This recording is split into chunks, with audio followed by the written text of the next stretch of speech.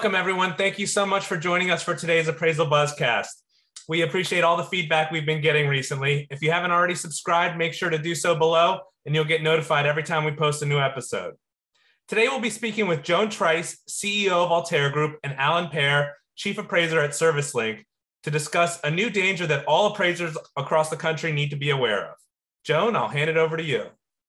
Thank you, Jim. So this is just more or less a kind of a public service announcement to appraisers of an issue that Alan brought up to me this week. So Alan, what's going on that appraisers need to be aware of? Well, it was brought to my attention this week in a couple of different states, could be more, but specifically Maine and California, that there are scammers that are using spoof phone numbers that appear on caller ID to come from something like the Office of Professional and Occupational Regulation or the Department of Professional and Financial Regulation, or it could even be from your state board.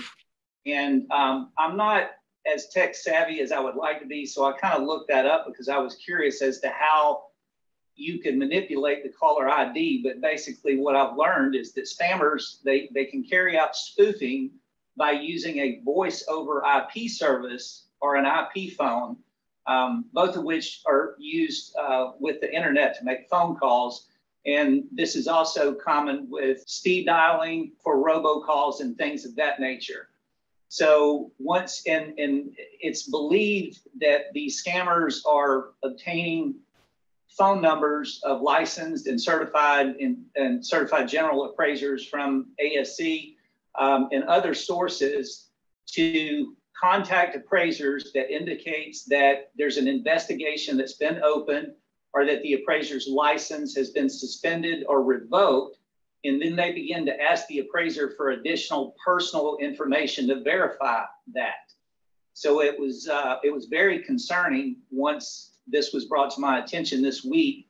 And I felt obligated to alert, not only our panel. We sent out a bulletin first thing this morning to our entire panel. And then, of course, I notified the Collateral Risk Network members yesterday, just in case some had not heard of it. Right. No, that was excellent for you to share that with everybody concerned. So, yeah, it would get my attention if somebody called and said a complaint has been filed, and then you're already like completely knocked off your game and want to be polite and respectful because a regulator is allegedly calling you, and that's a little scary. So appraisers, beware and be careful. We all have experienced, I know myself, and I'm sure many others that are listening, you get the car warranty phone calls, on your cell phones, right?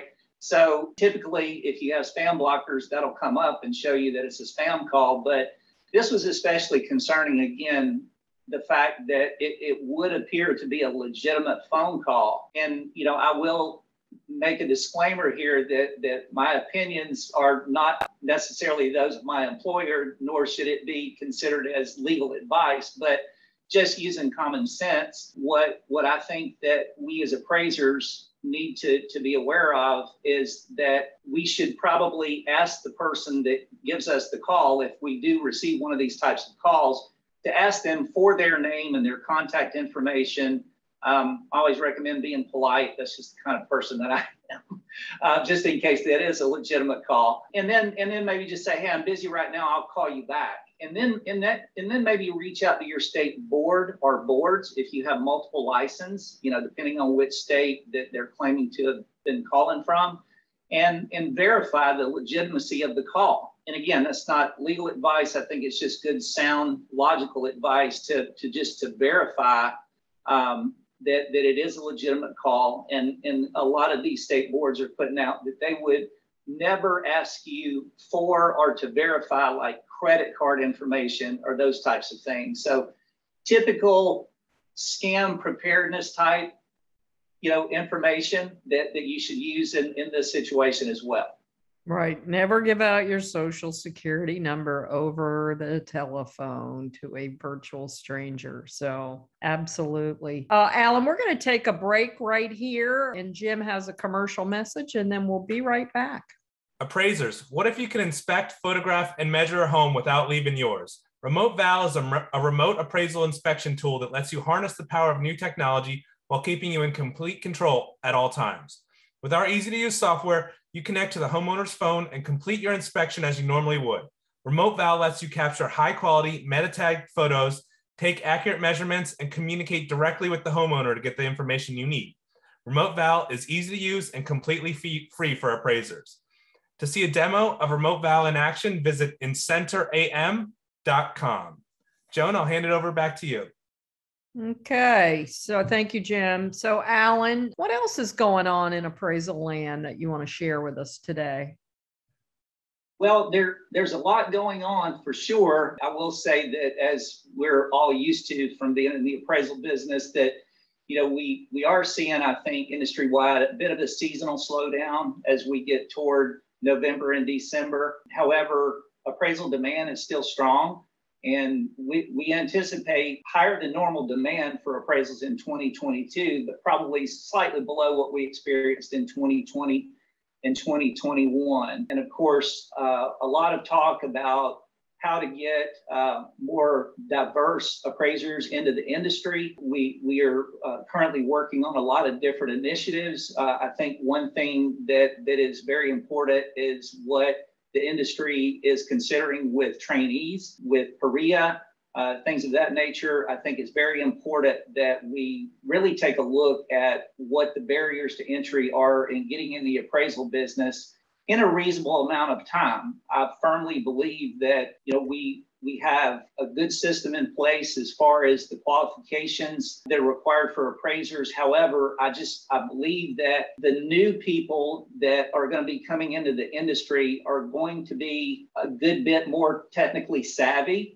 And maybe it doesn't take a trainee as long to get up to speed with a lot of the new things from a technology standpoint that has been coming into the industry literally each day. I mean, it's like almost each and every day there's something new. There's lots of companies out there that are coming up with things that you can do with your cell phone, where you can measure homes better than an old horse like me that's been in the business for my entire life. So I think that it's a good thing that the industry is starting to be aware of the new technologies that have come into the industry in the recent past, and have taken that to kind of reconsider what does it take to get your appraisal license once you've met all of the requirements. And me personally, I believe that if you have a college degree and you've taken all of the AQB required courses, you probably have a good shot. And of course, we've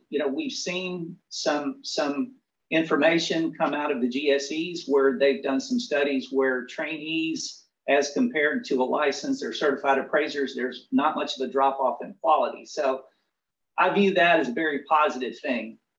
Well, I don't know what I was listening to. It was some news station. And obviously, if anybody's following the news, not only do we have supply chain problems, but we have a shortage of workers. And we clearly, it's now abundantly clear that we have a shortage of appraisers in this crazy market we've been experiencing during the pandemic.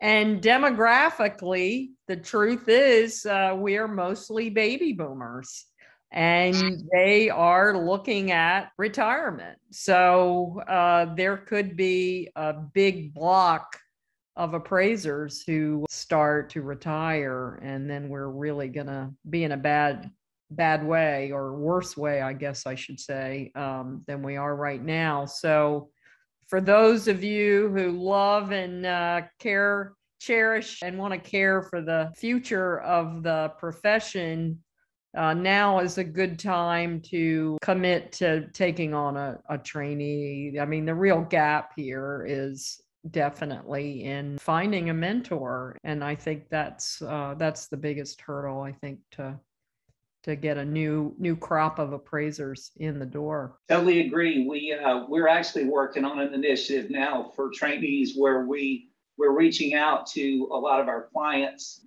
As we all know, the GSEs will allow trainees to, quote, sign on the left. And so I think the industry is literally changing in real time. And I think people within the industry are starting to look at where we are with regards to the whole supply chain issue. And just to your point, Joan, saying that, a lot of us older people in the industry like myself, are looking at retirement in the next 10 or 15 years. So where do we go from there? So I think that while some are concerned that we're going to lose a lot of appraisers due to retirement or things of that nature, I personally am excited because I think that it's with the way the industry is moving currently, with changing some of the barriers to entry, if you will, along with the technology that's coming into the industry, I see a lot of opportunity and a lot of positive things that I believe are going to happen in the appraisal industry literally over the next 5 years. So I'm excited about it. I think it's great to have newer, younger, a more diverse group of people in the industry. And I think it's going to make our industry much better. I couldn't agree with you more. Let's take another break and we'll be right back. Stuck in the appraisal management technology dark ages, using spreadsheets or antiquated software? You should meet Evo. Evo is the most innovative appraisal management technology on the market, trusted by lenders and AMCs, and it's loaded with mind-blowing features like sophisticated decisioning algorithms to select the best appraiser for each order, the ability to configure forms and fields in real time, a user role-based design, and the industry's only compliance guarantee. Find out more at globaldms.com or call 877-866-2747.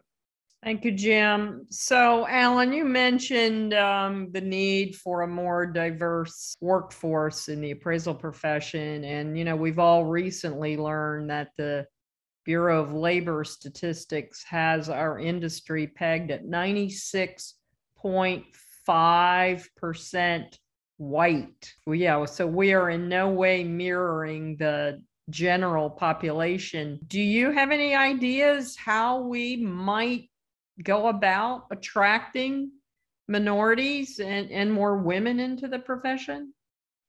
Well, a couple of things. I believe that the number one is the barriers to entry. As our population as a whole becomes more educated, more college graduates, if you will, a lot of, in the appraisal industry, and I believe the reason that the appraisal industry looks like it looks is because of, like, my story and many others that I've spoken to in the appraisal industry, is that I got in this business because of my father. When I was a child, we would be in school and the teacher would go around and say, what does your father do, as an occupation? And a fireman, a policeman, a lawyer, whatever the typical types of occupations were. And then I would say a real estate appraiser.